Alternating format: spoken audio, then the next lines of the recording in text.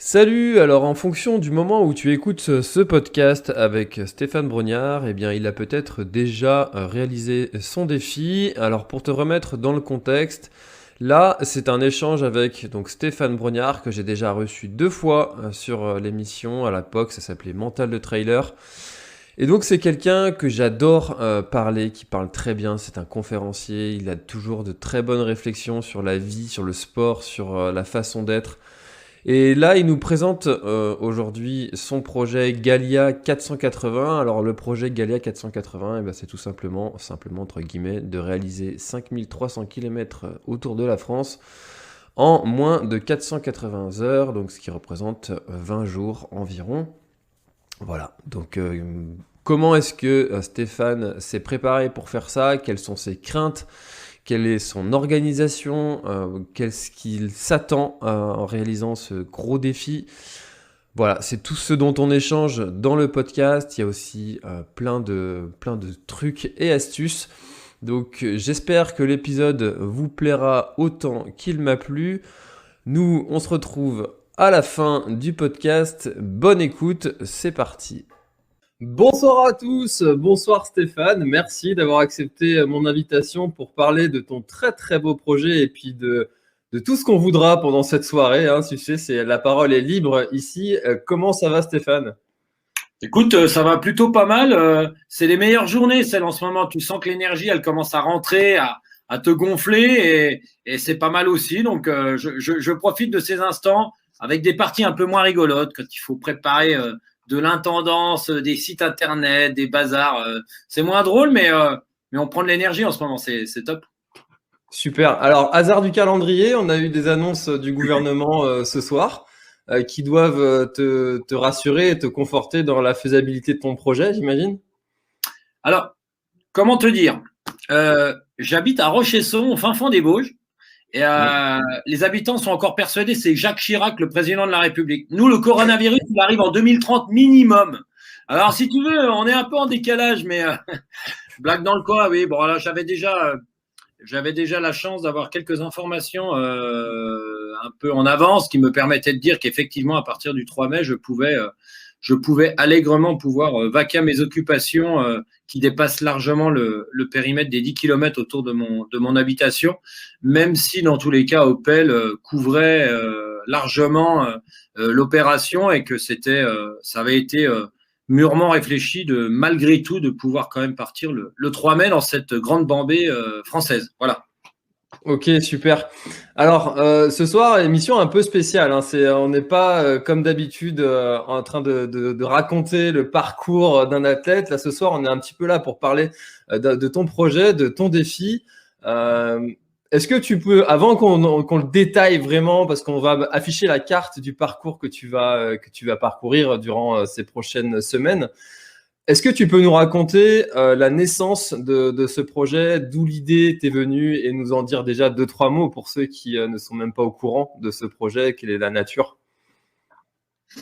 Post-confinement pour vous, et moi c'était post-confinement traversée de l'Atlantique à la rame, j'avais effectivement envie de poursuivre mon aventure rame en allant effectivement vers le Pacifique pour un projet de plus grande ampleur et qui veut que j'aille traverser le Pacifique à la rame. C'est à peu près 6 mois en équipage d'aller d'île en île avec une énorme équipe, notamment de production, d'images pour aller faire des relevés, des recensements de ce qui se passe actuellement dû au dérèglement climatique et notamment dans les conditions humaines dans lesquelles sont obligées de quitter certaines personnes leur île dans des embarcations de fortune et se retrouver sur nos côtes dans des conditions plus que hasardeuses et compliquées en tant que réfugié écologique. Voilà.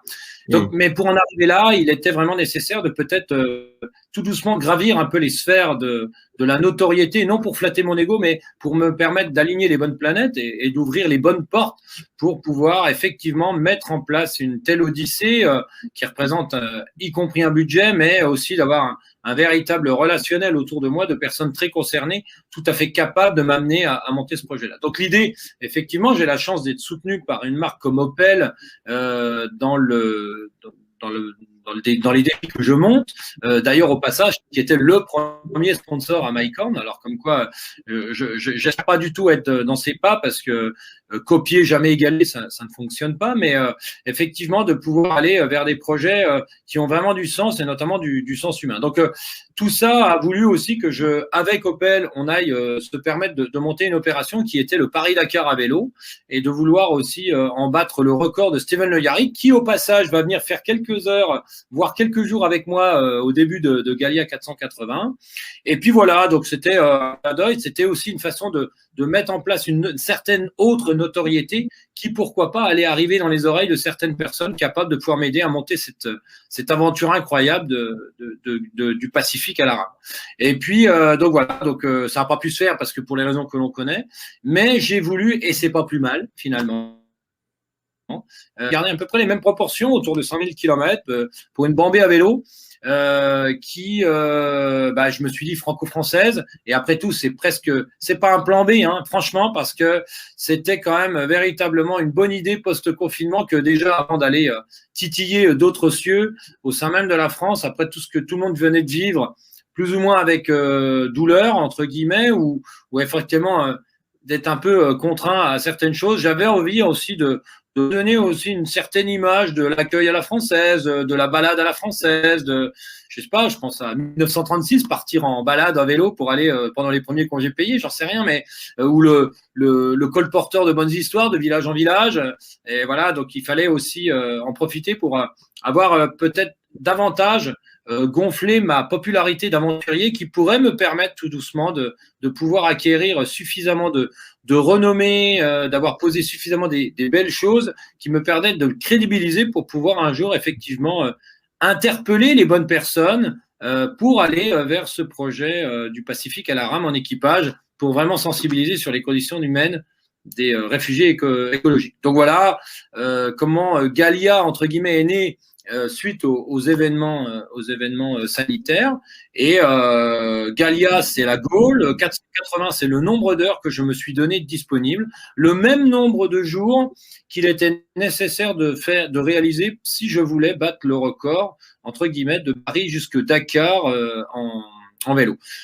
Donc, je vais partir lundi pour une bambée d'à peu près 5000 km au travers, dans tous les sens de la France, qui va me conduire de Paris jusque Brest en ligne droite, pour tout doucement après glisser vers Nantes et après aller partir vers Vichy, Vienne, Roanne et ainsi de suite jusque Grenoble, Gap, Sisteron, et là le beau sud des gorges du Vernon, ça va juste être magnifique, jusque Menton, le pourtour méditerranéen jusque Perpignan.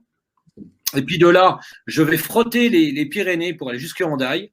De Hendaye, je vais remonter vers Bordeaux. Bordeaux, on va taper au travers. Alors, la carte n'est pas vraiment exacte, mais bon, vous aurez d'autres précisions pour aller après jusque Dunkerque. Dunkerque, toute la frontière belge, pour ensuite arriver jusque Strasbourg. Et Strasbourg, tenter d'arriver avant le samedi 22 mai, avant 11h du matin, à l'église, en espérant que Marguerite n'ait pas fait cramer la tarte à la Brimbelle pour m'accueillir. Voilà un peu l'histoire. Et donc voilà, alors ça représente pour le côté sportif, avant peut-être de dire rapidement l'autre côté beaucoup plus humain et peut-être plus sympa entre guillemets, ça représente pour ceux qui aiment les chiffres une moyenne de 260 km de vélo par jour pendant 20 jours. Je sais pas, pour ceux qui ont fait un petit peu de vélo, je pense que ça doit un petit peu vous parler. Alors ouais, ça parle. Je me suis préparé un peu pour pouvoir tenter de réaliser cette performance, qui n'est qu'un prétexte finalement, qui n'est peut-être, comment dire, je sais pas, un livre d'or que j'aurais mis un titre qui s'appelle Gallia 480. Clin d'œil à Benoît Gondolfi d'ailleurs, avec qui je traînasse pas mal et qui fait partie de mes grands amis et qui effectivement m'a initié ce nom Gallia 480. Ça s'est décidé en 24-48 heures après le deuxième confinement. On s'est dit bon voilà, on voit bien que ça va pas être jouable. Donc on a créé cette trace et du coup voilà en gros ce que je peux te dire sur cette bambée entre guillemets une bonne grosse moyenne tous les jours, ça c'est sûr, de traverser toutes les géographies qui sont tellement incroyables en France en si peu de temps, tous les arts culinaires, je l'espère, hein, et là j'aurai de quoi à coup de 7-8 000 calories par jour, hormis les supérettes et les boulangeries, j'espère le soir, car je ne sais pas du tout où je vais dormir. entre midi et 14h, mon équipe à terre, là, en tour de contrôle, j'ai presque envie de te dire, va en profiter. Je vais leur communiquer l'endroit vers lequel je pense arriver le soir. Et ils vont en profiter via les réseaux sociaux pour mettre tout ça en branle-bas de combat pour voir si une famille ou quelqu'un, une connaissance est capable de pouvoir m'accueillir le soir. Hors de question d'aller à l'hôtel. J'ai vraiment envie d'aller l'accueil à la française. Ça, c'est une caractéristique aussi qu'il faut pas non plus négliger. C'est quand même assez gonflant d'entendre encore en 2021 entendre certains Français le français égoïste. Non, le français n'est pas du tout égoïste. Il suffit simplement de lui donner la possibilité de pas l'être et il n'est pas du tout égoïste. Le français est non, il s'en fout, il ferme ta porte. Non, le français est très accueillant. Il suffit simplement de lui donner la possibilité d'accueillir, et etc., etc. Le français, oui, on va passer de très bons moments ensemble et j'ai reçu plein de messages de gens. Ça va de l'école primaire d'un tout petit village qui dit Stéphane, normalement tu devrais passer en plein moment de cours et on traverserait bien le village tous ensemble avec les élèves de l'école primaire, c'est génial. À celui qui m'a dit écoute, je t'enquillerais bien la roue entre Brest et Menton parce que je trouve que cette diagonale est juste magnifique. Et ou des personnes. Alors il y a une grosse mention spéciale des personnes qui sont entre Dunkerque et Strasbourg et notamment vers Valenciennes, vers la trouée d'arrêté de cyclistes qui m'attendent. Et je pense qu'en plus, ils auront dans la musette de quoi largement couvrir les 8000 calories tous les jours. Donc voilà. C'est ça aussi, tu vois. C'est pas simplement un exploit sportif, c'est véritablement post-confinement, une véritable histoire. J'ai mis une étincelle, effectivement, et je pense qu'on va tous écrire ensemble les pages de ce truc. Voilà. Donc je suis sans assistance organisée. Je tiens à souligner ce point qui peut-être prêter ou se demander bien à quoi ça veut bien vouloir dire, mais sans assistance organisée, ça veut dire que je pars donc avec un vélo Wish One, un vélo français tout à fait classique, voilà, avec quelques caractéristiques que je me suis donné comme un monoplateau et des choses comme ça. Bon, bref, c'est des détails techniques. Et sinon, je prends un minimum de bagagerie qui s'appelle maintenant le bikepacking pour vous qui êtes peut-être encore beaucoup trailer, mais qui commencent à devenir un petit peu, et notamment bikepacking qui est véritablement en train de prendre un essor et attention, j'ai envie de dire, ce que a connu l'ultra trail il y a quelques années, le bikepacking est en train de le prendre et ça va véritablement devenir une grande, j'en suis quasi sûr. Donc voilà, donc je pars avec une bagagerie très très simpliste qui me permet de pouvoir me protéger à peu près des 4 temps au travers de tout ce qui peut m'arriver au travers de la France en plein mois de mai, entre la montagne, la mer, le chaud, le froid, la pluie. Et puis quelques matériels techniques très succincts de batterie, de câbles pour recharger un GPS ou autre, si jamais je ne peux pas forcément recharger le soir, que je sois obligé de dormir dans un abribus parce que personne ne veut m'accueillir. Enfin bref, voilà. Et puis du matériel pour réparer, voilà. Donc je me débrouille. Et puis sinon, ce sera les boulangeries, les supérettes, ce sera le magasin de vélo du coin si jamais j'ai vraiment un gros problème technique. Et voilà. Par contre, 2 voitures me suivent, se relaient pour venir rendre compte de tout ça. C'est Spotzel. Alors Spotzel, dans le milieu du bikepacking et du gravel, c'est un podcast de Richard Delaune, très connu dans ce milieu-là, qui fait partie vraiment des podcasts les plus écoutés et suivis dans ce milieu du gravel, bikepacking, etc. Et puis Photonomades qui viennent pour de l'image. Alors voilà, ils vont m'accompagner, mais ils seront là entre guillemets pour regarder la gazelle se faire bouffer par le lion. Et ils ne seront pas là pour intervenir, si tu veux.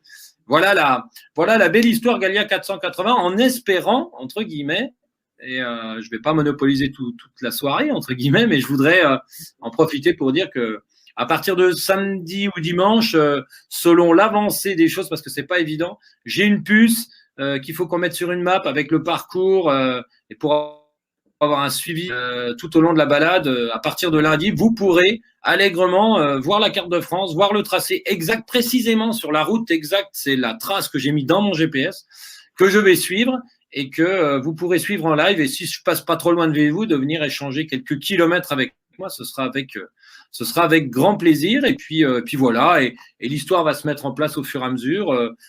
On communiquera. Le soir, je pense arriver à tel endroit. Est-ce que quelqu'un peut m'accueillir, etc., etc.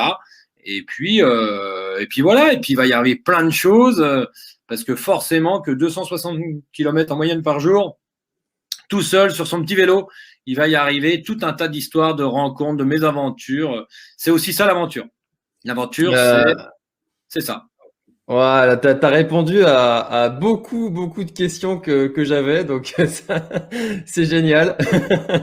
Alors juste pour préciser, si jamais on veut t'accompagner sur une portion du chemin, comment ça se passe? On regarde où t'es et puis on prend le train en marche, c'est ça? Ouais, c'est un peu la complexité de la dame qui est en face de moi aujourd'hui. Elle a été effectivement de faire coïncider une balise spot avec une map et mon tracé exact en relief, enfin en surligné sur la carte. Et une fois que ça sera mis en place sur le site, vous allez sur le site stéphanebrognard.fr, c'est écrit Galia Live et vous avez Galia 481 Live et vous avez la possibilité dessus de voir où se balade la petite puce. Et généralement, à côté de la petite puce, il y a un bonhomme avec un vélo et donc il y a facile de me retrouver en étant exactement sur le parcours. Donc vous zoomez et vous voyez exactement mon tracé. Donc si je suis pas loin, il suffit de remonter à contre-courant. On a mis une sensibilité toutes les 5 minutes, une prise d'information toutes les 5 minutes. Alors des fois, il y en a qui sautent, mais enfin, de façon quand même assez précise, finalement, on sait rapidement où je me trouve. Il suffit de remonter la trace ou de revenir à ma rencontre et vous pouvez allègrement venir passer quelques temps avec moi et ce sera toujours avec grand plaisir. Profitez-en pour mettre 2-3 trucs assez calorifiques dans la musette, ça peut toujours m'être utile. Un petit saucisson du coin, ça passe toujours bien. Ouais, mais j'ai l'impression que, alors je commence à avoir un message, mais j'ai l'impression que les Bretons au niveau calories, ils sont pas mal. Hein. Ils sont en train de tenir largement le haut du panier quand même. Hein. Les Kougnamens, on sait recevoir. Juste en ce qui concerne l'organisation, la logistique, la préparation de ce défi, ça représente combien de temps de travail pour combien de personnes ça a pris à peu près qu'est-ce que ça représente pour donner une idée un petit peu? Je pars depuis mon retour de l'Atlantique dans une toute autre démarche que celle que j'ai pu peut-être éventuellement faire auparavant en tant qu'ultra-trailer et même en tant que début de mes aventures et même pour la traversée de l'Atlantique. Je pars dans une idée assez précise de ne plus vouloir vraiment avoir besoin, non pas avoir besoin, mais je ne voudrais plus forcément de partenaires purs et durs, de sponsoring comme on peut l'entendre, à coût de dollars et qui me permettent de pouvoir me payer des aventures. L'idée, effectivement, elle est maintenant que j'ai la chance de pouvoir donner un certain nombre de conférences dans des entreprises avec un véritable échange et un travail au préalable de vulgarisation et d'échange entre une entreprise, par exemple, et mes expériences vécues en aventure, plus encore qu'en ultra-trail.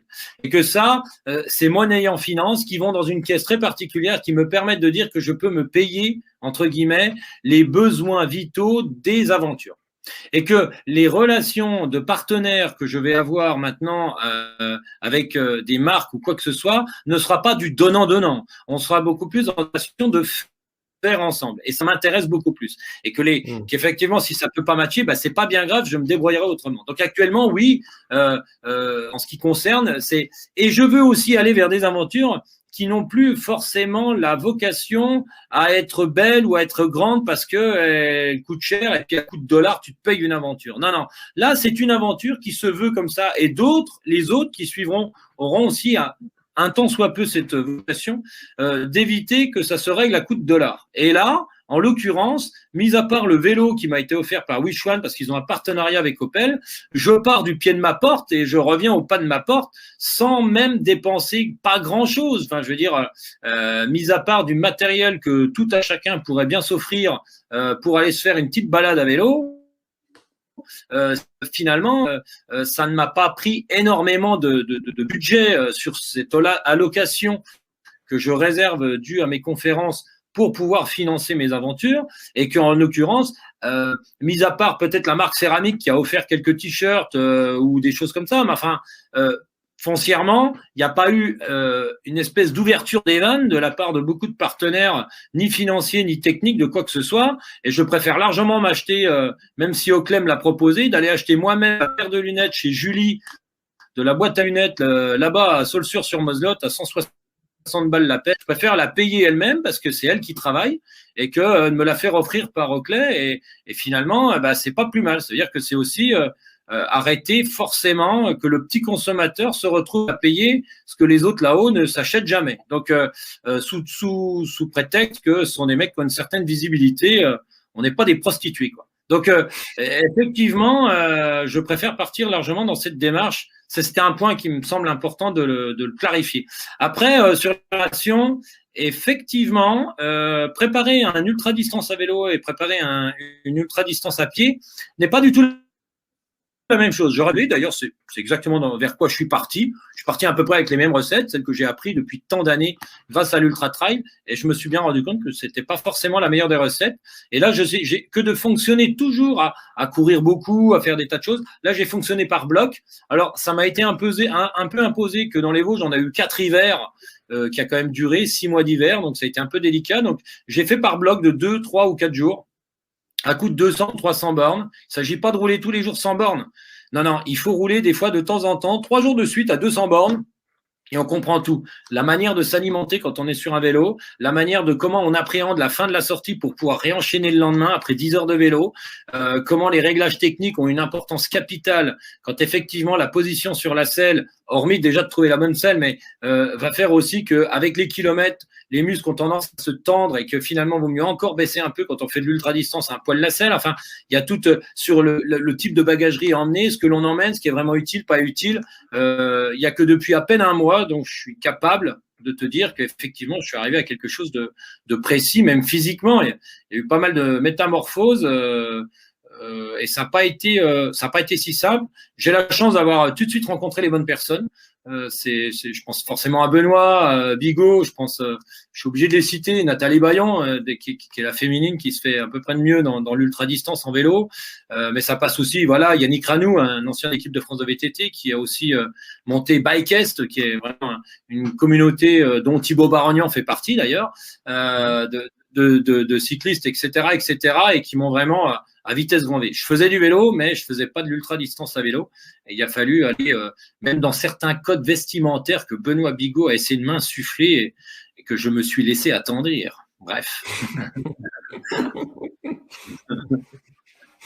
Voilà, en gros, pour t'expliquer. Et j'ai fonctionné sous forme de bloc. Donc, j'ai passé beaucoup de temps l'hiver après à faire de la préparation physique générale. J'ai 44 ans. Ça ne se prépare plus un corps à 44 ans comme à 30. Le temps d'adaptation est légèrement différent, mais ça passe encore suffisamment bien comme je le souhaite. On a eu beaucoup de neige, donc beaucoup de ski de rando, beaucoup de PPG. Et dès que je pouvais, bam, j'envoyais des blocs de 4, 5, 6 jours. Je descendais souvent dans le sud ou autour du Ventoux ou pourtour méditerranéen. Et voilà, et dès que je pouvais, je trouvais des prétextes d'avoir des amis très loin, à aller dire bonjour à 200 bornes. Je leur faisais un coucou, je revenais le lendemain et ouais, ça a plutôt bien joué parce que là, je me sens prêt. Alors, j'y vais pas la fleur au fusil. Effectivement, je suis sûr de rien, mais je suis sûr déjà d'être prêt. Donc, je suis prêt. Je vais partir allègrement au combat avec une certaine faculté de dire que je suis prêt. Donc, ça va me laisser de la disponibilité pour pouvoir faire face à tous les imprévus. C'est aussi ça la différence quand on fait de l'aventure et quand on fait du sport de haut niveau ou du sport assez codifié, c'est qu'on passe beaucoup d'heures à être capable de pouvoir dérouler une partition de façon presque impeccable, de minimiser totalement les parts d'incertitude. C'est un peu ça quand on fait du trail ou de l'ultra trail. On arrive à quelque part à minimiser les parts d'incertitude. Là, en fait, quand on fait de l'aventure, on est dans totalement autre chose. Là, quand on fait de l'aventure, on est beaucoup moins performant intrinsèquement, mais par contre, on est dans une espèce de vigilance et de gestion d'incertitude en permanence. Ça veut dire qu'il faut être capable de faire face. Ce que des fois, un ultra-trailer, pour un grain de sable, va rentrer dans la bagnole avec des tas d'excuses sur Facebook qui vont faire 14 pages, un mec qui fait de l'aventure, ça le fait rigoler, quoi. C'est-à-dire que lui, par contre, c'est son quotidien et c'est tout le temps, il arrive tout le temps des merdes et que quelque part, toutes ces merdes, t'es obligé de les retourner pour en faire quelque chose de très positif, voire limite d'un accélérateur. Parce que sinon, c'est un petit peu comme se retrouver derrière une bagnole sur la route qui avance pas trop bien ou qui avance un peu bizarrement. Tu dis, tiens, alors où tu freines et puis t'attends et puis tu gueules ou tu trouves des bazars à raconter, ou franchement, tu mets la poignée dans le coin pour avoir le problème derrière. Et ben, quand tu fais de l'aventure, c'est vite fait la poignée dans le coin pour avoir le problème derrière. Voilà. C'est Mike Horn qui disait qu'il fallait connaître 5% des réponses avant de Ouais, partir sur une expédition. Parce que si exactement. tu voulais connaître 100%, bah, tu partais jamais. Ouais, Euh, exactement. C'est exactement ça. Et un autre détail qui a vraiment qui a vraiment son truc, c'est que effectivement, quand tu arrives proche d'une épreuve, quand tu es ultra trailer ou tu es trailer ou tu es coureur sur route ou triathlète, tous ces sports très codifiés, tu ne penses qu'à toi et tu fais toute ta préparation. Puis la semaine avance et tu rentres dans une espèce de truc d'affûtage, de machin, de bidule. Et quand tu fais de l'aventure, tout part en cacahuète. Le moment où tu es le plus crevé, le moment où c'est le plus chiant, le moment où c'est le plus pénible, c'est juste la semaine avant. Tu as des sollicitations, tu as des merdes à régler, il y a des trucs qui vont pas. Parce que tu es aussi bien l'organisateur, le baliseur, que le mec qui fait l'épreuve. Et je vais te dire, tu arrives dans un état physique, tu es presque content de partir parce que tu es rincé. Depuis une semaine et demie, on a fait un gros bloc la semaine dernière, mais sinon, j'ai plus trop l'occasion de pouvoir rouler parce que je gère tout un tas de bazars dont on se passerait bien, mais qui font vraiment partie de l'aventure. Et je peux te dire que les 180 premiers kilomètres lundi qui ont été mis au programme entre 11 heures du matin et 19 heures vont me permettre de me remettre en jambes, mais surtout vont vraiment faire du bien parce que j'aurai réussi à mettre tous les curseurs à zéro de tous ces bazars. Et quand je foutrai le camp, je serai bien content. Fini ou pas fini, c'est parti, on y va, c'est derrière nous tout ça, on n'en parle plus. Maintenant, on roule. Alors du coup, c'est quand même assez fabuleux de se lancer comme ça à l'aventure, mais j'imagine qu'il doit bien y avoir des choses qui t'inquiètent un petit peu, peut-être des incertitudes, des craintes peut-être. Est-ce que tu les as identifiées, ces aspects-là? Euh, 260 km de moyenne, on est déjà à border, hein. On est très borderline. Donc autant dire que effectivement, j'ai prévu de me lever à 5 heures, de rouler à 6 heures et d'arriver le soir entre, je sais pas, 17 et 19 heures. C'est déjà un paquet d'heures de vélo. Et normalement, on devrait être dans les clous. Mais alors, la casse mécanique, le jour avec du vent dans la tronche toute la journée, être un peu malade, un vrai coup de moins bien, tu chopes une fringale, t'as pas trouvé la boulangerie au bon endroit, une erreur de GPS, enfin tout peut t'arriver en vélo, ça peut vite devenir autre chose, quoi. Donc effectivement, il faut pourtant essayer d'assumer quand même cette histoire et que quelque part t'as pas le choix, hein. Donc ça veut dire que oui, tout ça a été identifié, la vraie casse mécanique qui te cloue, c'est pas parce que j'ai un multi-outil et puis que j'ai un dérive chaîne et puis que j'ai deux chambres à air que finalement, en plein milieu du Pampa, si vraiment je suis coincé, à essayer de me dépatouiller avec tout ça pour aller rejoindre un magasin au plus proche, ça peut vite te mettre 50 ou 100 bornes dans le cornet et que tu es déjà 260 à assumer par jour. S'il faut être capable, sur les peut-être 10 jours qui restent, à être capable de remettre 30 ou 45 kilomètres tous les jours, c'est de recombler le retard en 7-8 jours. C'est un peu une mission, quoi. Pour un peu que tu reprennes un peu de dénivelé et que tu reprennes un coup de moins bien et que tu commences à t'énerver, je peux te dire, ça peut vite devenir un autre chose. Mais je sais aussi que j'ai une certaine marge d'erreur, entre guillemets, qui me permet aussi, et je m'y suis habitué, de vouloir peut-être partir. Je peux encore gagner 1 heure le matin, je peux gagner 1 heure de soir. Et en vélo, ça pose pas de problème réel de pouvoir remettre des kilomètres si vraiment ça casse. La France est relativement bien fournie en magasins type pour la casse mécanique, hein. C'est un peu la problématique dans ce sport-là, c'est que t'as quand même, c'est un sport mécanique, donc tu en arriverais à gérer comme bon soit peu. Et encore bien, si vraiment, j'ai envie de te dire, tout part en cacahuète, mais que je voudrais pas et que j'arrive que le dimanche, je veux dire, la messe, c'est jusque midi, donc à Rochesson, donc ça devrait passer, si tu veux. Mais effectivement, ouais, j'ai quand même bien envisagé chez eux, mais j'ai la chance d'avoir une belle petite communauté de personnes depuis que j'ai annoncé cette bambée qui se sont vraiment ralliés à ma cause. Et je pense que véritablement, s'il m'arrive en plein milieu je sais pas, des Pyrénées ou quoi que ce soit, un vrai problème mécanique, je pense qu'en communiquant via les réseaux sociaux, il est quand même assez probable qu'il se raconte une belle histoire de l'aventure en ayant eu un dépannage à la sauvette par une personne sortie de nulle part avec justement le bon outil, le bon état d'esprit. Parce que c'est aussi un milieu, hein, le monde du vélo. j'ai découvert des tas de trucs, notamment des applications, Warm Shower et compagnie, où finalement tu te retrouves un peu dans les situations où les gens s'inscrivent sur ce site. Ils sont prêts à accueillir à peu près n'importe quel cycliste qui viendrait passer une nuit avant de reprendre sa route le lendemain. Et il y a véritablement un bel état d'esprit autour du vélo. C'est vraiment c'est un chouette milieu que l'ultra distance à vélo, et notamment les gens qui se lancent des aventures. Donc, je me fais guère de soucis, et c'est aussi ça que je vais chercher. Je vais chercher cette façon de se rentrer, de vivre des instants, même dans la difficulté, dans la gestion du bazar. La vraie vie, quoi. La vraie vie. Qu'on n'a pas forcément quand on fait du trail et de l'ultra-trail, parce qu'on est là pour carburer sur un sentier balisé et point barre. C'est pas la vraie vie. Enfin, je veux dire, c'est autre chose. Mais là, on est dans la vraie vie parce que je suis sur quelque chose qui est beaucoup plus peut-être qui peut se passer tous les jours dans la vie, c'est comme ça. Donc, si on arrive à le vivre là dans une aventure, on serait peut-être capable de le vivre dans son travail et peut-être de le vivre dans son entourage, et on s'en porterait pas plus mal. C'est peut-être aussi le clin d'œil qui pourrait être mis en image. Ce serait chouette que Galia 480, c'est aussi ça. Voilà. Mais, tu vois, je suis très content que tu portes ce message de solidarité qui existe en France, et que de dire que le français n'est pas uniquement égoïste et puis pense qu'à sa gueule, etc. Pour avoir travaillé à Paris, où on dit que les gens sont très, tu vois, tu filtres ta route et puis tu fais pas attention aux autres. Et pour autant, à chaque fois que quelqu'un fait un malaise dans le métro ou quoi, tu as toujours des gens qui vont vers cette personne. Alors forcément, quand tu as 5 personnes autour, bah, plus personne regarde parce que c'est bon, le gars, il est assisté. Mais il y a toujours cette solidarité quand même, et ça m'énervait toujours, et ça m'énerve quand on dit que le français n'est pas solidaire, et je suis très content que tu portes ce message.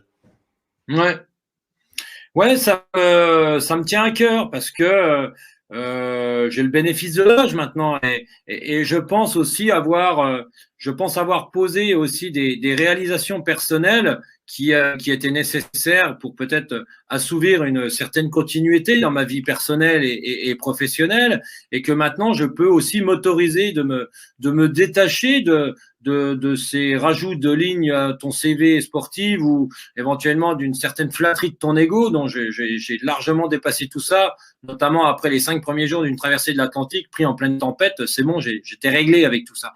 Et que justement, ça m'intéresse maintenant de pouvoir focaliser sur moi grâce à des aventures un peu hors normes, ou on appelle ça comme on veut, mais qui peut-être un jour deviendront la norme d'ailleurs, parce que moi, comme d'autres qui font des choses extraordinaires, le jour ou l'autre, ça ne sera plus extraordinaire. Et c'est ça aussi qui est chouette. Ça fait peut-être élever le niveau optimum moyen à force de singerie de gens comme moi. Et c'est ça qui est chouette aussi. Mais que du coup, je peux aussi maintenant m'autoriser d'y donner une certaine connotation, une certaine couleur qui vont largement dépasser l'effort. Alors c'est un prétexte, c'est une accroche, on va dire peut-être, mais qui permet aussi de véhiculer un certain type de message. Non pour recevoir c'est beau ce que tu fais Stéphane, c'est beau ma message. Non, non. Tout le monde là au fond de soi-même, et que on est en train de vivre des situations voilà, qu'on est tous en train de vivre, et que vouloir aussi résumer notre vie à un parc d'attractions qui s'appellerait Disneyland, il faut arrêter ces conneries, quoi. Enfin, c'est totalement débile. La vraie vie, c'est pas de rentrer dans un parc d'attractions à 25 ans et puis d'en ressortir à 60 et qui s'appellerait Disneyland, et que tout doit être manégisé. Non, non, c'est pas ça la vie. Enfin voilà.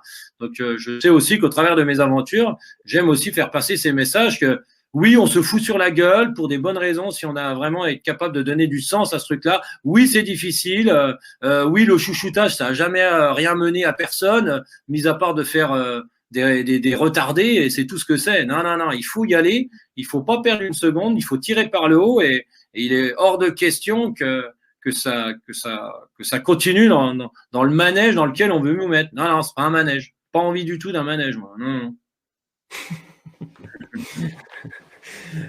Très bien Stéphane, bah écoute, c'est vraiment encore une fois un très très beau message que tu délivres, même si tu le dis, hein, c'est pas ce que tu recherches, mais je te le dis quand même.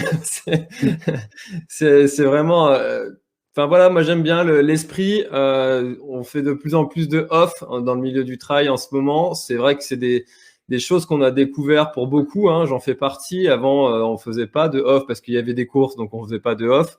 On a découvert ça, cette façon de voir le sport un petit peu autrement. Toi, tu l'abordes encore d'une façon, tu le dis, avec un niveau au-dessus, et peut-être que ça deviendra la norme à l'avenir. En tout cas, c'est toujours des moments de partage et c'est ça qu'on retient en fait. C'est ces moments qui sont uniques et surtout ces moments qui étaient imprévisibles. Et ça, dans ton parcours sur 20 jours, c'est sûr que tu vas en rencontrer des tonnes et des tonnes que tu serais incapable de donner à l'avance. Et je trouve ça juste génial, ce concept-là. Il va m'en arriver des surprises et je pense que du premier kilomètre à la Tour Eiffel jusqu'au dernier, je pense que effectivement, mais ça, je l'avais bien découvert et j'ai commencé à bien le comprendre après 72 jours dans l'Atlantique. Ce phénomène est presque devenu un peu familier, si tu veux. Et j'étais très adepte de vouloir un peu tout maîtriser, contrôler, prévoir, organiser, dérouler une partition sans fausse note, etc., etc.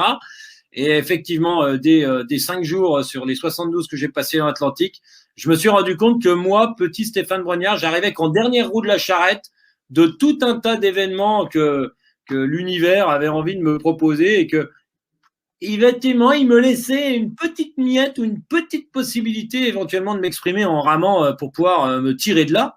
Mais sinon, je ne décidais de rien du tout. Je n'étais strictement rien du tout.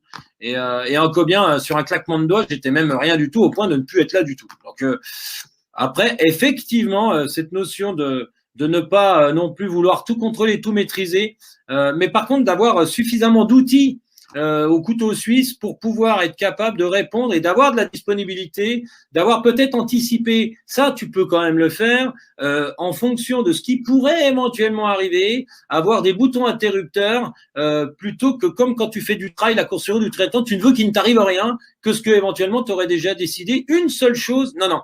Là, quand tu es dans l'aventure, tu sais que peut t'arriver ça, et encore bien, tu peux pas tout prévoir, ce qui pourrait t'arriver. Mais enfin, en tout cas, c'est d'avoir déjà prévu en amont, et ça, c'est pas des heures d'entraînement qui te le font avoir, c'est de l'expérience, c'est de la relation aux autres qui ont déjà vécu sur l'aventure, qui sont capables de te dire, fais gaffe, moi, il m'est arrivé ça, fais gaffe, moi, il m'est arrivé ça, machin. C'est d'avoir les bonnes réponses au bon moment, pour être capable de pallier à tout ça. Parce que sinon, effectivement, quand tu fais de l'aventure, si tu gardes peut-être un état d'esprit comme j'ai pu l'avoir, ou comme certains l'ont encore dans le triathlon, la course sur route ou autre, je veux dire, tu passes ton temps à abandonner, hein, tu fais pas long feu dans l'aventure. Parce que l'aventure, c'est ça. Voilà, tu perds en performance, mais tu es obligé en adaptation et en réactivité, en sachant très bien que tu ne pourras jamais vraiment carburer comme tu veux. Sur 20 jours, il y aura peut-être qu'une ou deux journées qui sont vraiment bonnes. Ou tu diras, tiens, dis donc, les planètes se sont alignées aujourd'hui pour moi, tant mieux. C'est toujours un énorme plaisir, mais faut pas rêver. Si j'en ai deux, c'est beau, sur 20 jours. Et que les autres, eh ben, tu tends vers.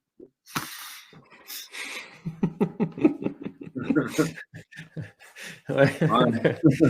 Non, en fait, c'est presque un état d'esprit que même dans l'ultra-trail ou le trail, chacun fait son propre ultra-trail à son niveau. Moi, j'aime bien dire ça.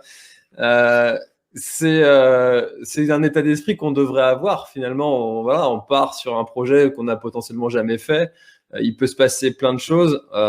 L'idée, c'est de pas forcément partir avec l'état d'esprit tout va bien se passer, quoi. C'est qu'est-ce qui peut m'arriver et s'il m'arrive ça, comment je réagis. Et ça, même dans un trail de 20 bornes, ça s'entend, ça peut se dire pour quelqu'un qui ne serait pas habitué à ce type d'effort. C'est ce qui fait aussi qu'une femme est beaucoup plus agile en ultra-trail, si on peut parler plutôt de l'ultra, plutôt qu'un homme. C'est-à-dire qu'une femme, toute sa vie, c'est un espèce de gros tas de merdier qui arrive des couilles et des bordels en permanence. Par rapport aux hommes où finalement c'est peut-être des super Formule 1, mais au moindre grain de sable, ça part en javel. Et c'est pour ça aussi que les taux d'abandon chez les femmes sur les longues distances est finalement assez faible par rapport au taux d'échec, proportionnellement au nombre de partants, plutôt qu'au taux d'échec chez les hommes. Effectivement, l'homme il part avec une idée très précise, c'est tout juste s'il n'a pas déjà le résultat avant même d'avoir commencé. Certains athlètes sont déjà presque capables d'appeler l'organisateur justement, dire non, t'inquiète pas, j'ai prévu de mettre 26h23 à l'ultra trail du Mont-Blanc, le mec est même pas obligé de courir, il suffit simplement qu'il envoie un mot, il a tout prévu, c'est déjà fait, en fonction des entraînements, c'est déjà bazar. Non, effectivement, là, tu pars et tu tends vers, tu essayes de faire au mieux pour que ça puisse passer et tu es capable de donner. J'avais déjà pas mal développé en ultra trail, de vouloir exactement de donner le meilleur de moi-même sur un très long terme qui était 2,50 m devant moi et j'attendais qu'il y ait un mec qui me dise c'est bon, grand, t'es arrivé, plein de bière, rentre chez toi. Là, exactement, t'es obligé de développer à peu près la même chose parce que c'est déjà tellement compliqué qu'il faut être à même d'éviter qu'il arrive le moindre truc ici et maintenant en permanence. Donc, c'est la gestion aussi de ta physiologie. Là, par exemple, en vélo, voilà, très vigilant sur les peut-être les surcroîts de watts que tu pourrais y mettre qui pourraient forcément handicaper le reste de ta journée. Et ça va très vite. Hein. Tu t'envoies 10 minutes un peu fort, je peux te dire que derrière, c'est 4 heures où c'était pas vraiment pareil, prévu exactement comme ça, tu vois. Et tout ça, ça m'a beaucoup aidé aussi dans l'aventure de gérer ce machin où tu reviens à microcosme. D'autant que quand tu pars en aventure, tu pars quand même dans des durées qui sont beaucoup plus longues, encore même qu'un ultra trail, et que là, tu es dans une gestion où finalement, si tu veux imaginer combien de temps il te reste, combien de machin, combien de trucs, tu tombes, mais tu as l'impression d'être jeté d'un avion sans parachute. Hein, c'est trop gigantesque. Et là, je pars pour, si je dois résumer ça, 20 fois 260 km, non, je vais gérer au mieux cette petite partie du jour. Et voilà, j'ai un vague plan, mais je suis en permanence vigilant et être capable de réagir très rapidement s'il arrive quoi que ce soit pour pouvoir régler la barre, entre guillemets, pour réaligner correctement pour pouvoir filer au travers quand même de ce courant indélicat suite, je sais pas, à des tas d'événements qui peuvent arriver sur la route avec une mécanique, avec du vent, avec la pluie, avec tout un tas de bazar. Donc voilà, mais je suis plutôt content de la tournure que prennent les opérations et je suis aussi content de voir qu'effectivement, même dans le monde de l'ultra trail, et je le vois au travers des athlètes que j'accompagne, qu'effectivement un véritable état d'esprit a bien changé. Et quand au mois de janvier, on a fait les bilans avec les 70 athlètes que j'accompagne, et je leur ai dit, écoutez les gars, partons déjà dans l'idée qu'il n'y aura pas d'épreuve cette année, et j'aimerais que vous soyez capables, on va faire ensemble, là ce week-end, ils font un 35-45 km chronométré pour tester aussi tout ce qu'on a mis en place depuis le mois de novembre avec de la PPG, et puis après on est passé de la PPS. On est vraiment parti dans une stratégie un peu particulière. Et là, pour la mi-juin, mi-juillet, je leur ai demandé de se fixer un défi personnel qui ait du sens pour eux, enfin, qui soit capable de me le justifier et qui ait vraiment se tailler sur mesure ou vraiment qu'il y ait du sens pour eux et qui soit aussi capable de dire que dès le départ, il est impossible à réaliser pour eux. Et là, on est parti et je suis très surpris de voir que les gens ne se sont pas simplement contentés de dire, bah tiens, j'avais prévu à cette période de faire telle course et je vais aller les faire en off. Très peu finalement et beaucoup sont partis véritablement dans des défis, des gros défis perso, beaucoup à base de vélo pour rejoindre un endroit, et réaliser quelque chose à pied et revenir en vélo. Et ça, c'est devenu une grande tendance et qui pour moi me plaît parce que bah, je me rencontre aussi en retour de ces gens d'expérience que les athlètes te disent, c'est marrant parce que j'ai l'impression d'être beaucoup plus performant que ce que j'aurais pu être sur une course codifiée et que finalement d'avoir moi-même taillé sur mesure cette aventure qui me semblait à mes yeux totalement incroyable mais le fait que je me la sois appropriée au travers du sens que j'ai pu lui donner, j'ai vécu un moment extraordinaire avec moi qui restera presque plus indélébile que la fameuse veste de l'Ultra Trail du Mont Blanc que tirait estampillé le lendemain de la course. Donc c'est vraiment chouette ça. Ah, c'est sûr que ça a donné naissance à plein d'accomplissements, de défis personnels que les trailers avaient souvent envie de faire depuis longtemps et qui ne prenaient pas le temps, qu'ils n'osaient pas. Voilà. Alors, je reprends aussi ton expression que tu avais dans la précédente émission qu'on avait fait il y a quelques mois, où tu avais beaucoup parlé du ici et maintenant. Où tu disais que le coureur, il fallait qu'il soit vraiment avec lui-même à l'instant T, à chaque instant, et que tu prenais l'exemple que si le pilote, s'il n'était pas dans la Clio, la Clio, elle allait forcément aller dans le talus au bout d'un moment. Là, j'imagine que… Et encore, quand il a une Clio, parce qu'alors, je tombe aussi sur des numéros, des mecs qui veulent à tout prix avoir des moteurs de Porsche, mais ils ont toujours que des 4L entre les pattes. Pensez aussi avant d'aller foutre un moteur de Porsche dans vos bagnoles à coup de 30-30, de minute ou je ne sais quoi.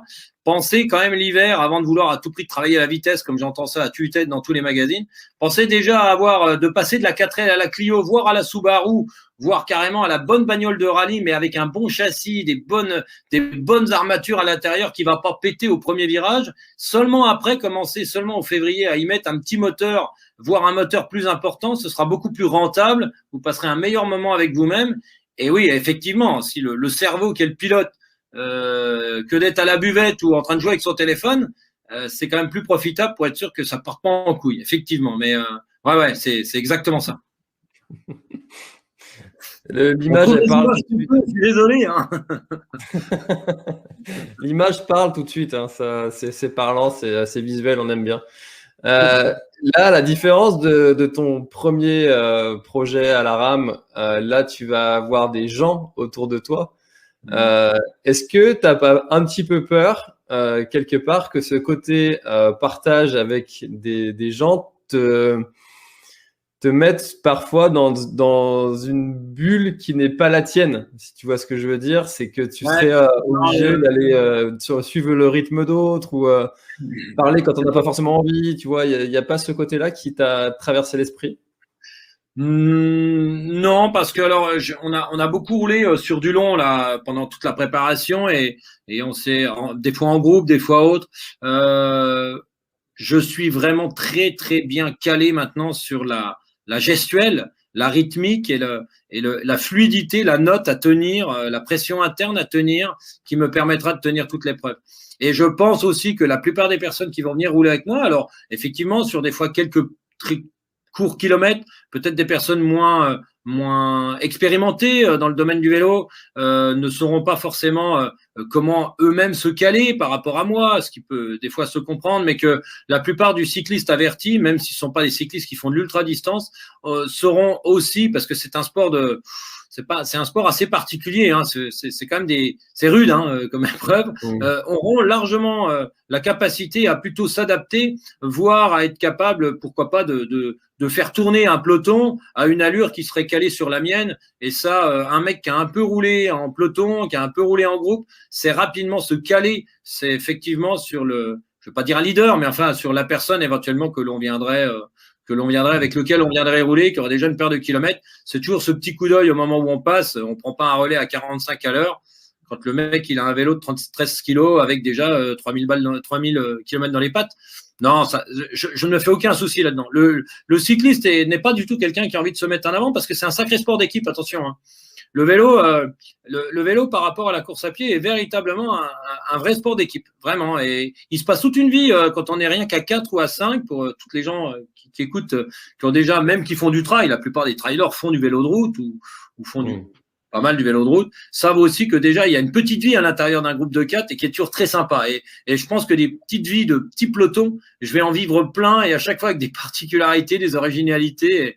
Et on aime cette petite vie de peloton quand ça tourne régulièrement sur des grandes portions. Et je pense que, voilà, dès qu'on est breton, je pense qu'on est aussi un peu rouleur parce que c'est aussi une grosse nation de trailers, mais aussi de rouleurs. Hein, voilà.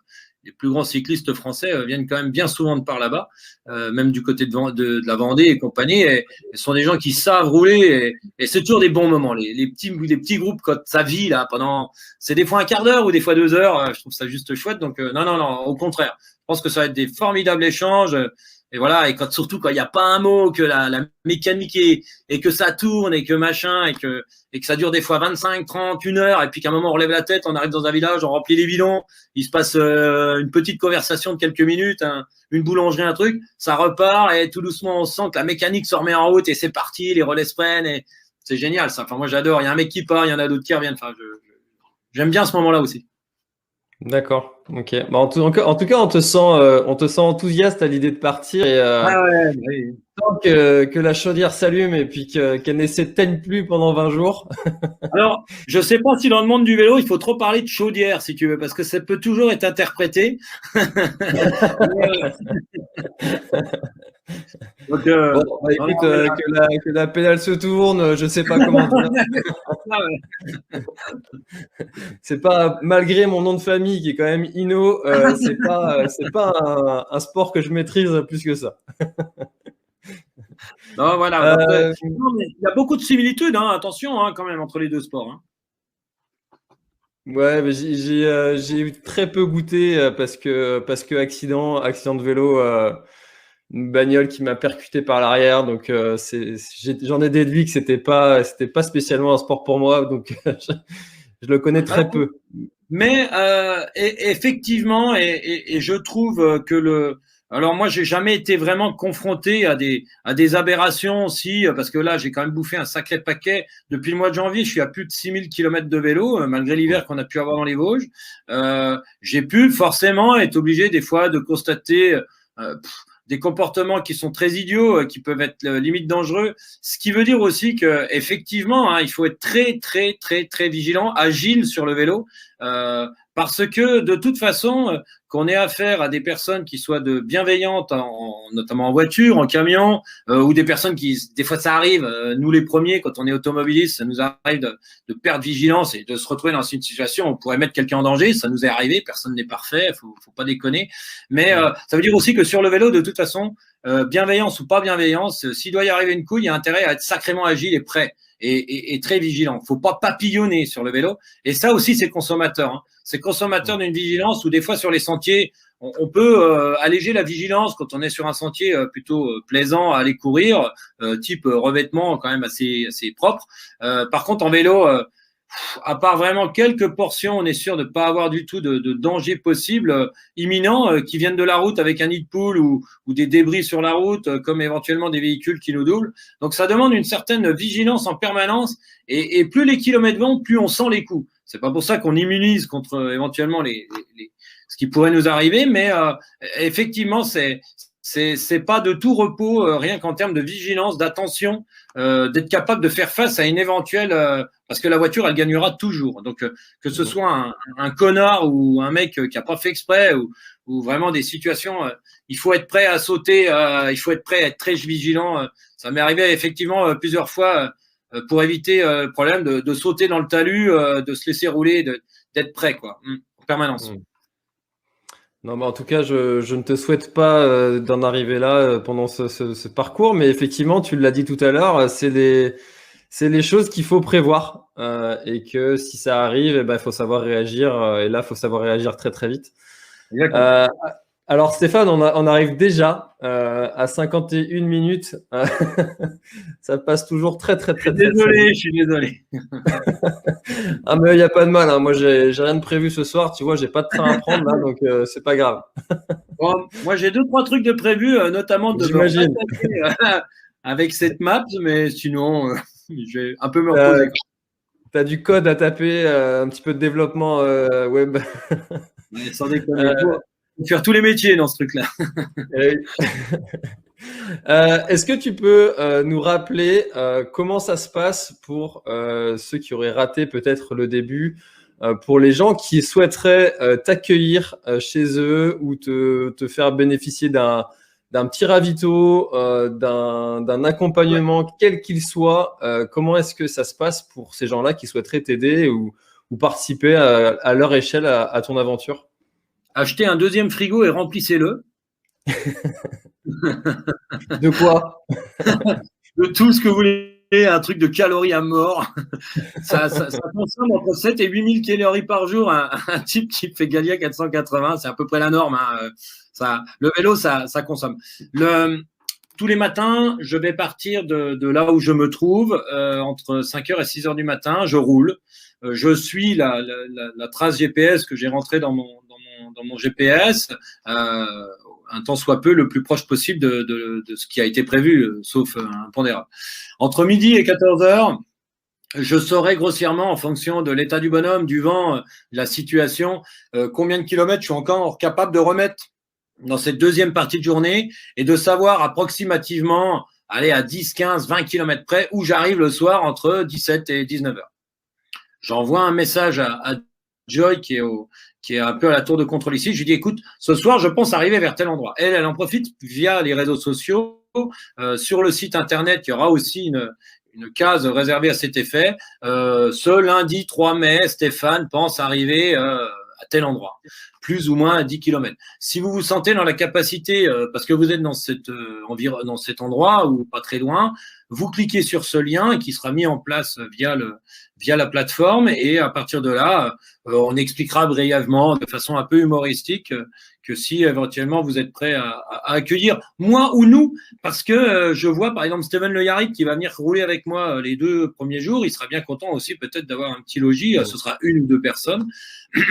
Et à partir de là, une fois que les personnes se seront éventuellement inscrites, enfin, où auront rappelé Joy, enfin voilà, on va faire les choses simplement, hein, on va pas non plus trop complexifier les choses. Et ben la possibilité, elle est effectivement de Joy me renvoie un message, il me dit bah voilà, tel petit village, c'est 10 km avant là où tu avais prévu.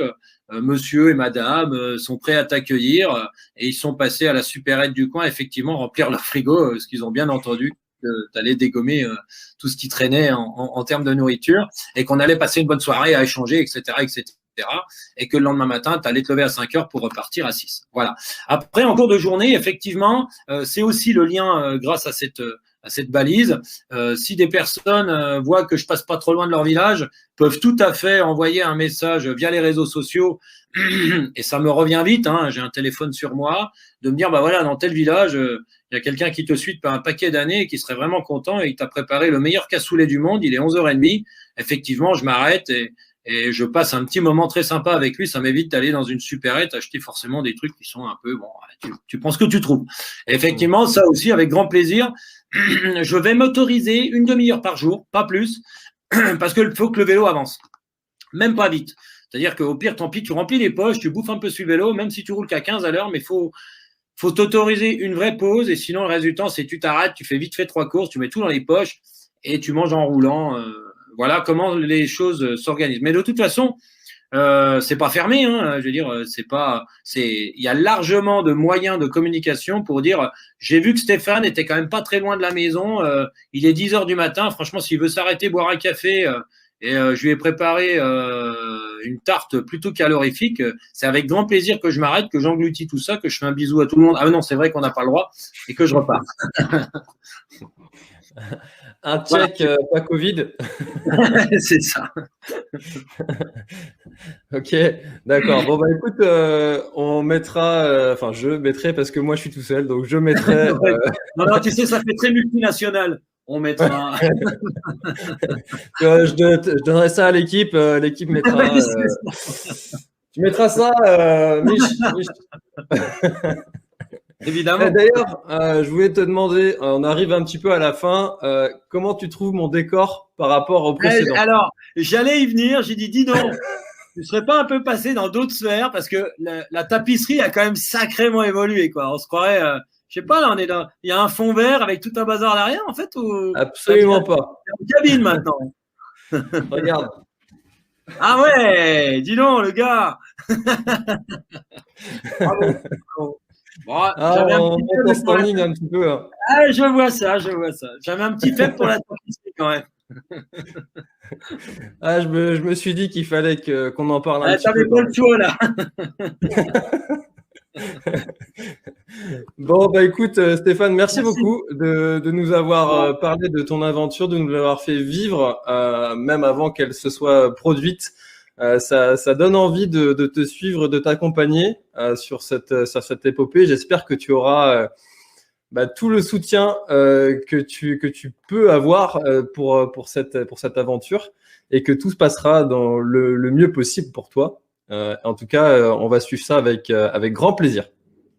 Merci à tous d'avoir passé ce petit temps avec nous deux. Là, j'espère que vous avez passé un agréable moment et que ça vous a donné quelques petites idées de vouloir vous échapper de votre vie quotidienne et de venir vous aussi participer à votre hauteur, à votre capacité et autres, mais de dire que vous aussi, vous avez fait un petit bout de Gallia 480. C'est avec grand plaisir que je vous accueille sur la route. Super. Eh ben, écoute, Stéphane, encore une fois, merci. Et puis, merci à tous d'avoir été présents dans les commentaires. Il y a pas mal d'encouragements. Je te laisserai relire ça à tête reposée. Merci beaucoup à tous. Très bonne soirée et bon courage, Stéphane. Bye bye, merci. Voilà, alors je vous avais pas menti, hein, c'était un épisode qui était vraiment très très riche et très intéressant. On s'est bien marré avec Stéphane. Encore une fois, il nous a pas déçus sur sa capacité à nous raconter, à nous partager ses histoires et ses aventures. Voilà, donc c'est quelqu'un que j'aime beaucoup recevoir à chaque fois, c'est toujours un vrai plaisir. Alors si l'épisode vous a plu, comme d'habitude, n'hésitez pas à le partager, à le noter 5 étoiles de préférence dans Apple Podcast ou dans votre application de podcast si vous pouvez la noter. C'est ce qui m'aide à faire référencer le podcast, mais surtout, partagez le podcast autour de vous. N'hésitez pas à me taguer dans vos stories quand vous l'écoutez. Ça me fait toujours plaisir de vous voir en train d'écouter le podcast. Moi, je vous dis à très très bientôt. Et puis si le défi de Stéphane n'est pas encore passé quand vous écoutez le podcast, on suit ça avec attention et vous avez tous les liens dans la description. Voilà. Allez, très très bonne course, journée, running, sortie longue, tout ce que vous voulez, tout ce que vous faites en bonne route aussi peut-être, pendant que vous écoutez le podcast. C'était François et Stéphane. Bye bye.